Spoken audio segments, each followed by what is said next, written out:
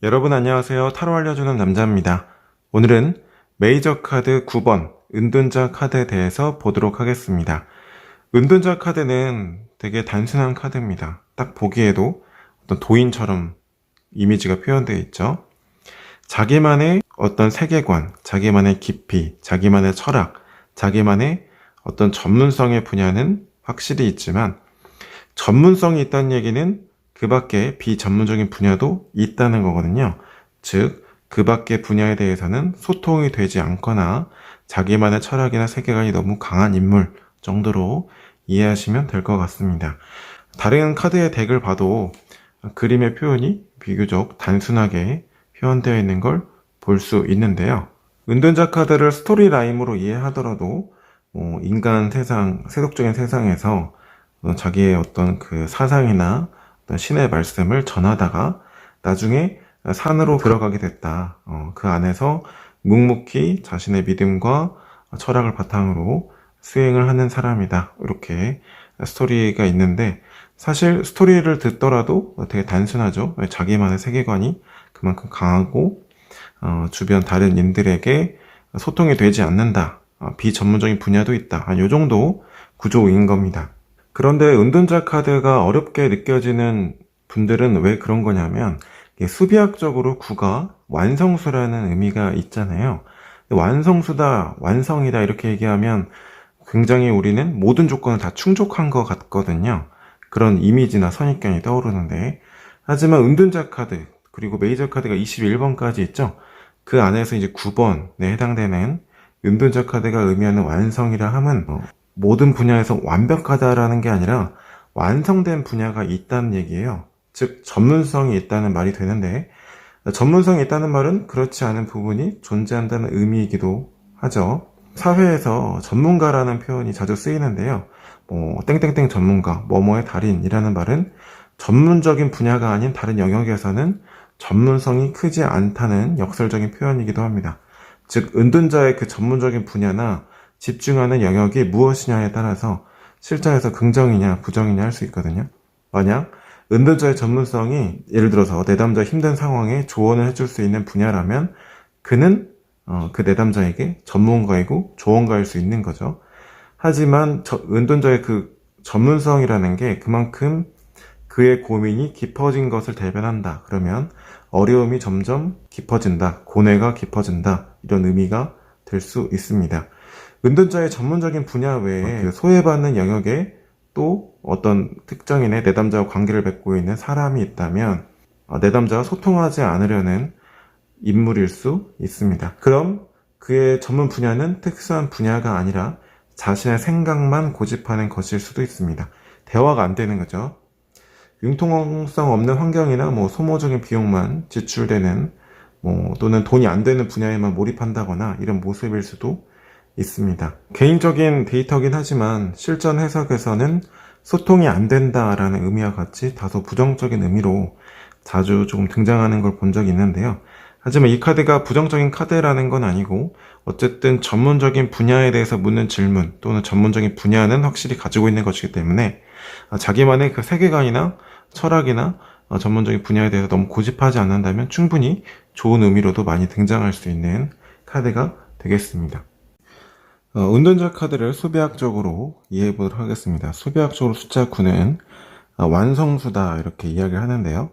완성이라는 단어에 생각나는 고정관념이나 어떤 선입견 때문에 수비학을 어려워하시는 경우가 많습니다. 완성이다 이렇게 얘기를 들어오면 우리는 흔히 모든 게 완전하게 갖추어졌나 보다 이런 이미지를 떠올리는데 완전하게 갖추어진 게 아니고요. 충분한 상태에 도달했다라고 보는 게 조금 더 적절한 이해 방법이 됩니다. 누구 입장에서 충분한 상태일까요? 바로 내담자 입장에서 충분한 상태에 도달한 게 완성이다 이렇게 생각하시면 됩니다. 이를테면은 갈증이 엄청 심한 사람에게는 물이 가득 따라져 있는 그 한 잔의 물도 굉장히 적은 양일 수 있고 이미 물을 많이 마신 사람에게는 한 모금의 물이 충분한 상태일 수도 있거든요. 즉 각각의 내담자 입장에서 충분한 상태에 도달하는 것, 그게 숫자 9에서 말하는 완성수다, 완성의 상태다, 이렇게 생각하시면 이해가 좀 더 쉬우실 것 같습니다. 그러니까 객관적인 입장에서 저 사람은 이 정도면은 만족할 거야, 또는 사회적으로 이 정도면은 충분히 완성된 걸 거야, 이게 아니라 그 내담자 입장에서 충분한 상태, 충분해, 이 정도면 충분히 많이 가졌어, 충분히 도달했어, 충분히 뭐 행복해, 뭐 이렇게 느끼는 만족의 상태가 완성이라는 거죠. 그래서 숫자 9에서 말한 완성은 그런 의미라고 생각하시면 됩니다. 실전에서는 은둔자 카드가 이렇게 적용될 수 있습니다. 어디까지나 연습을 위한 예시일 뿐이니까요. 참고로만 봐주시고, 실전에서 유사한 고민 상황에서 똑같은 카드 배열이 나온다 하더라도 이거는 어디까지나 그냥 연습이니까 이걸 마치 해답지처럼 외워서 바로 실전에 적용하는 그런 일은 없도록 참고로 부탁드리겠습니다. 고민 상황은 남자친구와 다퉜는데 연락을 서로 안 하고 있어요.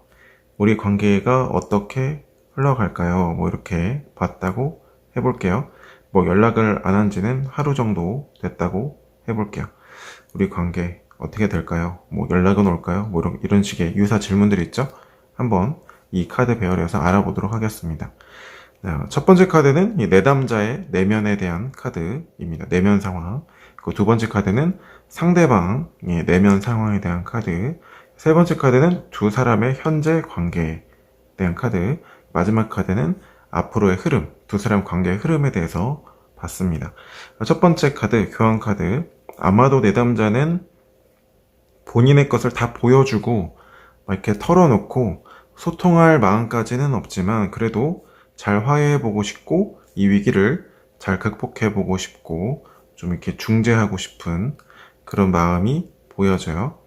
하지만 역시나 본인의 주장을 굽힐 생각은 없어 보이죠. 왜냐, 그 이유는 굳이 화해하고 싶다, 뭐 다시 잘 만나고 싶다라는 카드에 교환 카드가 아니고 다른 카드가 나왔어도 됐는데 굳이 교환 카드가 나왔다는 거는 그냥 딱 정해진 말, 우리 오빠 이렇게 지내면 안 돼, 이렇게 싸우면 안 돼, 뭐 이렇게 하면 안 되는 거야, 우리 잘 만나려면 이렇게 해야 돼, 이런 식의 좀 형식적인 말들을 할 가능성이 높거든요. 그래서 교환 카드는 좀 그 정도로 마무리하면 되고요. 그 다음에 은둔자 카드. 아마도 그 상대방 분은 연락을 안 하는 시간 동안 점점 더 부정적인 생각이라든지 자기만의 생각에 더 매몰되고 있는 것 같아요. 아마도 그때는 그랬어야 되는데, 혹은 지금 이 문제는 이게 본질적인 문제가 아니고 이게 문제야, 이것 때문에 우리 관계가 지금 산으로 가고 있는 거야, 이렇게 혼자만의 세계관이 점점 더 깊어지는 것으로 보여집니다. 현재 두 사람의 관계를 봤을 때는 어느 누구도 먼저 연락을 할 것 같지는 않아요. 그러면서도 자신의 의견이라든지 주장이라든지 또는 이 두 사람의 관계를 주도권을 쥐고 싶어하는 이런 욕망이나 어떤 소유욕에 대한 부분들은 놓지 못하고 있는 것으로 보여집니다. 어쨌든 어느 분이 먼저 연락할 걸로 보여지진 않고요. 두 사람의 관계에 대한 흐름에 대한 카드를 보니까 바보 카드가 나왔죠. 사실은 먼저 어느 분이든지 연락해서 그냥 속 편하게 얘기하자, 우리 뭐 그런 게 우리 관계를 이어가는 데 있어서 뭐가 중요하냐, 이렇게 얘기를 하고 훌훌 털어버리면 되는데 그렇게 심각해 보이는 흐름이 아니거든요. 그런데 그냥 이렇게 자존심 싸움에 또 그냥 좀 관계 흐름이 산으로 가는 게 아닌가, 이렇게 보여지기도 하고요. 또 한편으로는 두 사람이 화해할 수 있는 기회는 오는데 그 기회를 좀 잘 살리지 못할 수도 있겠다, 이런 조언적인 의미로도 충분히 리딩이 가능하겠습니다. 오로지 자신만이 나의 삶에 책임이 있다. 오직 당신만이 당신의 삶에 책임을 질 수 있다. 힘든 남녀관계, 죽어도 하기 싫은 일을 하면서 살기에 인생은 너무나도 짧다. 인정받지도 못하고 사랑받지도 못하는 환경에서 살아갈 필요는 없다. 다음과 같은 원칙에 따라 사는 방법을 배워라. 사랑하거나 떠나거나 바꿔라. 가득 충전된 건전지라야 충분한 에너지를 방출할 수 있다. 건전한 이기주의는 배우자로서, 부모로서, 그리고 직원으로서 이를 만족스럽게 해낼 수 있는 기본 조건이다. 중요한 것은 공포에서 벗어나는 것이 아니라 당신을 잘 살아갈 수 있게 해주는 사람들과 과제들로 환경을 만들어 나가는 것이다. 이렇게 되면 공포는 신속하게 엄습했던 것처럼 신속하게 사라진다. 지금까지 타로 알려주는 남자였습니다. 오늘도 타로 카드와 함께 편안하고 행복한 아날로그 하세요. 고맙습니다.